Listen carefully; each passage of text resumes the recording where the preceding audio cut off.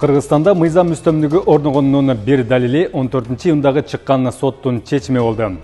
Фемида өкүлү бийликти күч менен басып алууга, массалык башаламандык кылууга даярданган деп айыпталган 22 кишини актаган өкүм чыгарып, коомчулукту таң калтырды. Бирок буга таң калбашыбыз керек. Анткени сот системасы көз карандысыз бийликтин өзүнчө бир бутагы.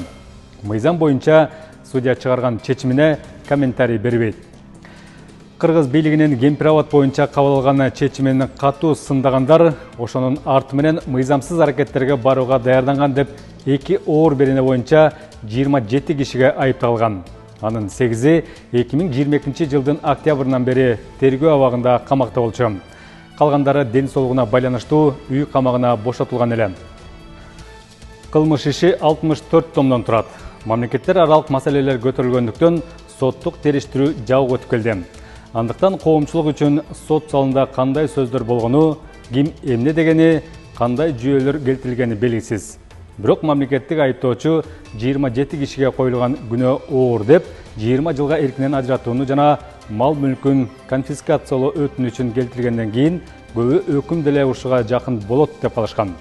Ошондуктан 1-май райондук сотунун судьясы Марат Сыдыковдун актоо чечими күтүүсүз болду. Белгилей кетсек, президент сотторго байланыштуу иш-чараларга катышканда ар дайым көз карандысыз иштегиле, мыйзамды сактагыла деп талап кылып келет. Адилет чечим чыгарган судьяларга өзү кепилдик болорун дагы бир нече жолу кайталаган. Сотто акталып чыгаарын күтпөгөн айыпталуучулар бул чечимди тарыхый деп атап, социалдык баракчаларына президентке, сот бийлигине ыраазычылык билдирүүлөрүн жазышты. Ошол эле убакта ушул чечимден дагы саясат жасап, башка нукка бурууга аракет кылгандар пайда болду. Оппозициялык маанайдагы саясатчыларды актаган Марат Сыдыковго басым жасалууда, кызматтан кетүүгө арызын жазды деген маалыматтар тарады. Муну жогорку соттун төрагасы четке какты. Акыркы чечимдерге байланыштуу судьялардын жетекчиси Замирбек Базарбековго Ала Тоо 24 телеканалы бир нече суроо узатып, жооп алды.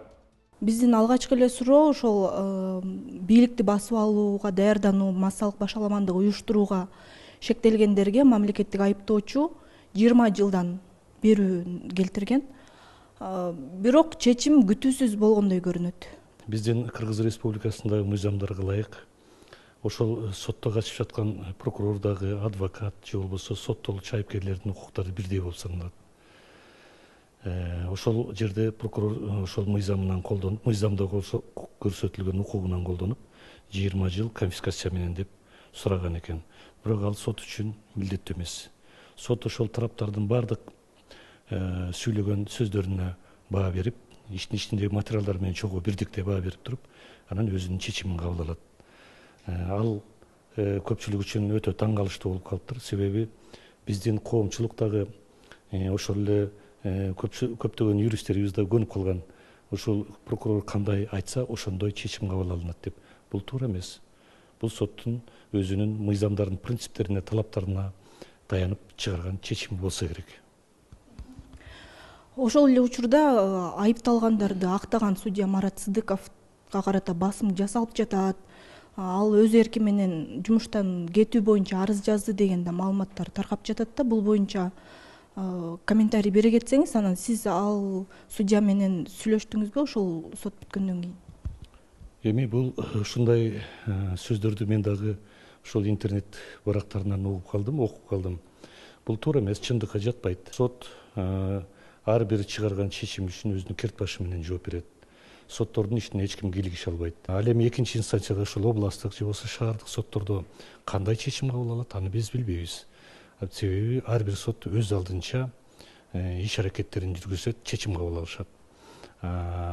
Бул жерде айта кетчү нерсе, ошол тараптар деп атпайлыкпы биз, же болбосо соттук процесстин катышуулары деп. Ошол тараптар эгерде соттун чечимине нааразы болушса, макул болбосо, алардын өз укугу даттанганга. Ал болсо, эгерде даттаныла турган болсо, ошол тийиштүү инстанцияларда каралат, ошондон кийин гана күчүнө кирет. Негизи эле ушундай соттук иштерге президенттин администрациясынан же болбосо парламенттен мындай кийлигишүүлөр болгон учурда кандай чаралар көрүлөт, же болбосо ошондой кийлигишүүлөр болобу азыркы учурда? Андай кийлигишүүлөрдүн болбогонунун натыйжасы жыйынтыгы мына кечээ күнкү сот чечими болуп жатпайбы?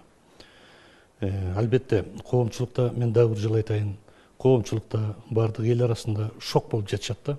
Себеби мурдагы бийликтердин учурунда ушундай тажрыйба кайталанып келген.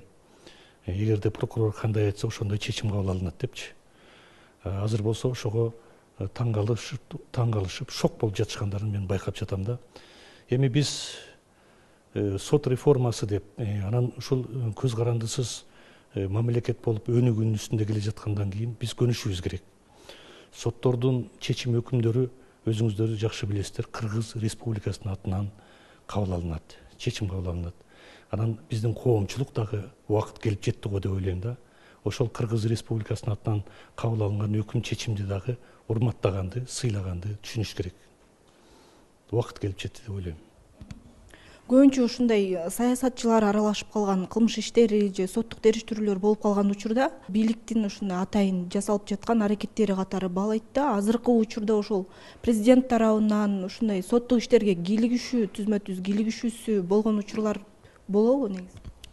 Эми өзүңүздөргө деле белгилүү болсо керек, ушул мамлекет башчысы болуп келгенден бери биздин Кыргыз Республикасынын президенти Жапаров Садыр Нуркожоевич биздин ошол убакта жаңы эле башталган биринчи съездибизде келип соттордун алдында ачык айтып кеткен. Ал коомчулукка, элдерге аттын кашкасындай маалым болуп калган, билишет элдер анычы. Ошондо ачык айткан: мен эч убакта соттордун ишине аралашпайм. Силерге ушул конституциянын гаранты катары силерге да ошо гарант болуп берейин. Силерге кепилдик болуп берейин. Эч убакта тайманбастан ушул адилеттүү сот чечимдерин кабыл алгыла. Эгерде ошол кылмыш жасаган адамдын күнөөсү далилденсе, жоопкерчилигин тартсын. Эгерде күнөөсү далилденбесе, же болбосо жасаган кылмыш аракетинде кылмыштуулуктун курамы жок болсо, анда ачык эле актагыла деп айтып кеткен. Аны бир эле жолу эмес, бир нече жолу кеңешмелерде айтып келди. Кече күнү президент дагы соттун чечимине байланыштуу пикирин билдирди.